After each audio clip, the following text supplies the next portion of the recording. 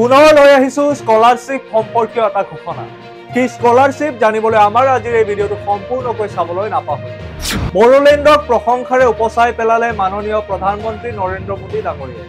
বড়োলেণ্ডক কিহৰ ওপৰত প্ৰশংসা কৰিছে সেয়াও আমাৰ আজিৰ এই ভিডিঅ'টোৰ জৰিয়তে আপোনালোকে জানিবলৈ পাৰিব। নৰ্থ ইষ্টৰ প্ৰথমটো লেণ্ডিং ফেচিলিটি নিৰ্মাণ হৈ আছে অসমত। অক্টোবৰৰ ভিতৰত সম্পূৰ্ণ হ'ব নৰ্থ ইষ্টৰ প্ৰথমটো লেণ্ডিং ফেচিলিটি নিৰ্মাণৰ কাম। নমস্কাৰ, মই অংকুৰজ্যোতি কলিতাই সকলোকে স্বাগতম জনাইছো এডৱেড ডেইলি নিউজৰ 30 জুনৰ এই বিশেষ ভিডিঅ'টোত, য'ত আমি সাম্প্ৰতিক সময়ৰ কিছু ঘটনাৰ কথা আলোচনা কৰিম আৰু লগতে আজিও আমি লৈ আহিছো জানানে শিতান, য'ত আমি নতুন এটা প্ৰশ্ন আপোনালোকলৈ আগবঢ়াই দিম। প্ৰথমতে আগবাঢ়িছো আমাৰ জানানে শিতানলৈ। আগৰ জানানে শিতানত আমি আপোনালোকক সুধিছিলো অসমত সৰ্বমুঠ কিমান কেইখন বিশ্ব ঐতিহ্য ক্ষেত্ৰ আছে, how many world heritage sites are there in Assam, আৰু শুদ্ধ উত্তৰটো হ'ব 3খন। 1985 চনত কাজিৰঙা ৰাষ্ট্ৰীয় উদ্যান আৰু মানাহ ৰাষ্ট্ৰীয় উদ্যানক বিশ্ব ঐতিহ্য ক্ষেত্ৰৰ মৰ্যাদা প্ৰদান কৰা হৈছিল আৰু শেহতীয়াকৈ 2024 চনত চৰাইদেউ মৈদামক বিশ্ব ঐতিহ্য ক্ষেত্ৰলৈ ৰূপান্তৰিত কৰা হৈছে। গতিকে বৰ্তমান অসমত বিশ্ব ঐতিহ্য ক্ষেত্ৰৰ সংখ্যা হৈছে সৰ্বমুঠ 3খন। আজি আমি জানানে শিতানত লৈ আহিছো আৰু এটা নতুন প্ৰশ্ন। Which refinery was established due to the Assam accord. Assam চুক্তিৰ ফলস্বৰূপে কোনটো শোধনাগাৰ অসমত নিৰ্মাণ হৈছিল, আৰু 4টাকৈ অপচন আমি লৈ আহিছো। Option A Bongaigaon, option B Numaligarh, option C Digboi আৰু অপচন ডি গুৱাহাটী। শুদ্ধটো আপোনালোকে কমেন্ট সেকশনত জনাবলৈ নাপাহৰিব, আমি আপোনালোকৰ আনসাৰলৈ বাট চাই থাকিম। এটা স্কলাৰশ্বিপ সম্পৰ্কীয় ঘোষণা লৈ আহিছো।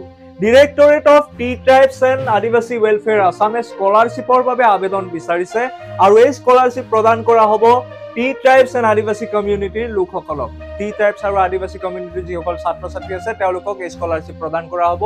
এই স্কলাৰশ্বিপটো হ'ব 3টা পৰ্যায়ৰ: পোষ্ট মেট্ৰিক স্কলাৰশ্বিপ, মেট্ৰিকৰ পিছৰ পৰ্যায়ৰ স্কলাৰশ্বিপ, আৰু এই স্কলাৰশ্বিপটো প্ৰদান কৰা হ'ব ANM, GNM বা আদাৰ টেকনিকেল কোৰ্চ।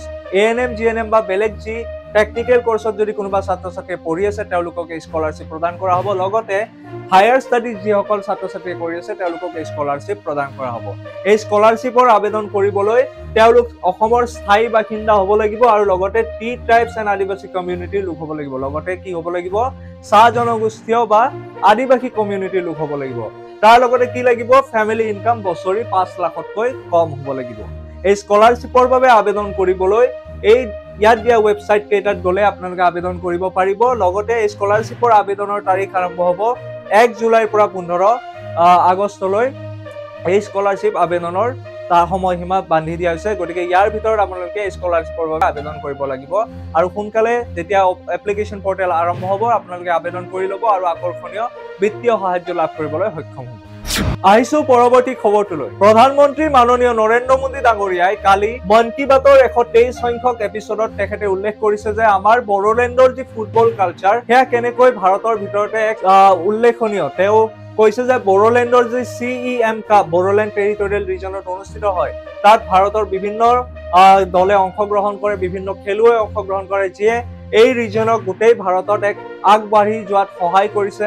তেওঁ এনেদৰে প্ৰশংসাৰে উপচাই পেলাইছে আমাৰ বড়োলেণ্ডৰ ফুটবল কালচাৰক, আৰু আমাৰ এই বড়োলেণ্ডৰ ফুটবল কালচাৰে যেন এটা সময়ত আৰু বেছি নাম কৰে, তাৰ বাবে আমিও বিচাৰো আমাৰ অসমৰ পৰা যাতে ভাল ভাল ফুটবল খেলুৱৈ বিশ্ব দৰবাৰত প্ৰতিষ্ঠিত হয়, সেয়া আমি সদায় কামনা কৰো।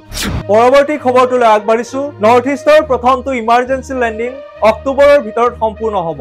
বৰ্তমান নিৰ্মীয়মান অৱস্থাত থকা নৰ্থ ইষ্টৰ প্ৰথমটো ইমাৰ্জেঞ্চি লেণ্ডিং অক্টোবৰৰ ভিতৰত সম্পূৰ্ণ হ'ব। এই কথা আমাক কালি জনাইছে মাননীয় মুখ্যমন্ত্ৰী হিমন্ত বিশ্ব শৰ্মা ডাঙৰীয়াই।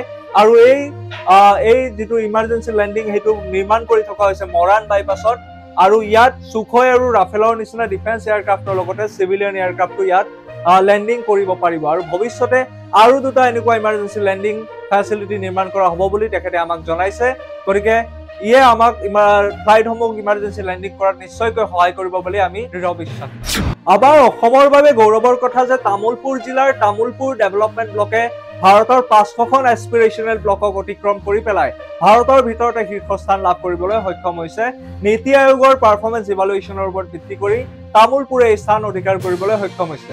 তামুলপুৰৰ এই প্ৰদৰ্শনৰ বাবে তামুলপুৰক 3 কোটি টকাৰ এৱাৰ্ড প্ৰদান কৰা হৈছে, যাতে এই ডেভেলপমেণ্টসমূহ আৰু বেছি আগবাঢ়ি যায়। আমি বিচাৰো যে আমাৰ অসমে এনেদৰে নাম কৰি থাকক, ভাৰতীয় প্ৰেক্ষাপটতে নহয় আন্তঃৰাষ্ট্ৰীয় প্ৰেক্ষাপটত অসম সদায় উজ্জ্বলি থাকক। আজিলৈ ইমানেই আছিল। আপোনালোকে যদি আমাৰ আজিৰ এই ভিডিঅ'টো ভাল পালে তেন্তে লাইক, কমেণ্ট আৰু শ্বেয়াৰ কৰিবলৈ নাপাহৰিব। লগতে এই চেনেলটো ছাবস্ক্ৰাইব কৰি দিব। মই অংকুৰজ্যোতি কলিতা এডুৱেট লাৰ্ণিঙত পঢ়াও ছ'চিয়েল সায়েন্স ক্লাছ 9 আৰু 10ৰ ছাত্ৰ ছাত্ৰীসকলক। তাৰ লগতো যদি আপোনালোকে যোগাযোগ কৰিব বিচাৰে তলত দিয়া নম্বৰটোত ফোন কৰক আৰু আমাৰ এই যাত্ৰাত ভাগ লওক। ধন্যবাদ।